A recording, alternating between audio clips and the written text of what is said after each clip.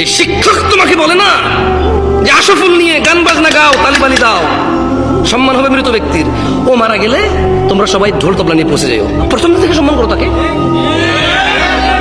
বুঝি 50 বছর অপেক্ষা করার পর তুমি গান বাজনা বাজাও সম্মান করবা, ফ্রম দ্য ডে ওয়ান প্রথম থেকে করবা সম্মান। আউযু বিল্লাহি মিনাশ শাইতানির রাজিম। হাট্টি ম্যাটিম টিম শিখেছে তো বহুটাকে, এগুলো শিখবা কবে থেকে বলো? হাট্টি ম্যাটিম টিম শেখো তো। আমি চিন্তা করি মাঝে মধ্যে হাট্টি ম্যাটিম টিম এটা কি জানি, আল্লাহ জানে। এটা কি গরু ছাগল নাকি পাখি নাকি মানুষের মতো কিছু, এটা কি? তবে এটা দুটো শিং থাকবে, এটা ডিম পাড়বে, এতটুকু কনফার্ম আমরা। এটা কি? এটা বাচ্চা প্রসব করবে না? বাদুর যেরকম করে, ঘোড়া যেরকম করে, গরু যেরকম করে, মানুষ যেরকম পেটে বাচ্চা প্রসব করে, এটা এরকম প্রসব করবে না, এটা ডিম পাড়বে। এটা কি করবে? ডিম পাড়বে। এটা পানিতে থাকবে না ডাঙায় থাকবে আমরা জানি না, নাকি উভয় চলবে এটা আমরা জানি না। হয়তো 50 বছর পর দেখাও পেতে পারি, হাড্ডি মাড্ডি পেতেও পারি হয়তো।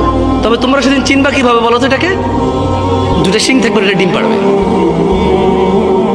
তার মানে এটা মুরগির মতো ডিম পাড়বে, কিন্তু শিং থাকবে গরুর মতো, শিং থাকবে ছাগলের মতো, হরিণের মতো, কিন্তু এটা ডিম পাড়বে মুরগির মতো, হাঁসের মতো, কোয়েল পাখির মতো, টিয়া পাখির মতো। কেমন শেখো, দেখা পেতেও পারো, তোমার নাতিপুতি পেয়ে যাবে এই হাড্ডি মাটি। কেন আসছো এই মাহফিলে আমি জানি না, আমাকে কেন ডাকছো দূর থেকে বললাম আমি জানি না। গত বছর এখানে মাহফিল হয়েছে, আগের বছর হয়েছে। এই চেয়ারম্যান সাহেব উনি প্রতিদিন কোনো না কোনো প্রোগ্রামে যেতে পারে, দাওয়াত পায়, সম্মান পায়, আলহামদুলিল্লাহ যায়। কিন্তু কি লাভ এই তোমরা প্রতি বছর মাহফিল করে? আরে তোমার বাপের টাকা হলে জীবনে তো ফুল লাগাই দাও না, মানুষ থেকে নাও তো, ফুল লাগাও, বছর একবার করো। তোমার বাপের টাকা দেখবার দেখি না, এরকম জাকজমক করো না, করো না জাকজমক।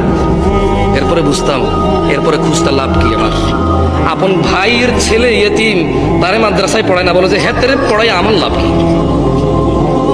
হ্যাঁ, আপন মা দুই ভাই বলে যে একলা আমি আব্বা আম্মারা চালে আমার লাভ কি?